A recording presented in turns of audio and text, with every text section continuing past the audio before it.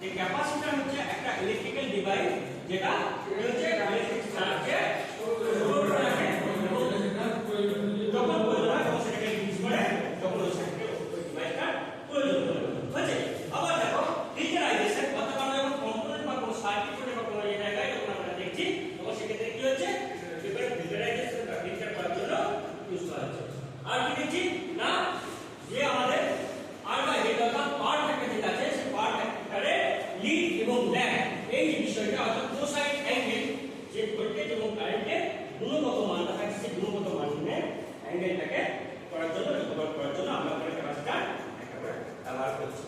এখন প্র্যাকটিক্যাল এখান থেকে আমরা ফার্স্ট প্র্যাকটিক্যাল করতে গিয়ে আমাদের প্রথমে একটা জানতে হবে যে একটা ক্যাপাসিটর আমি সেটাকে আইডেন্টিফাই করব কিভাবে যে সেই ক্যাপাসিটরটা ভালো আছে না খারাপ।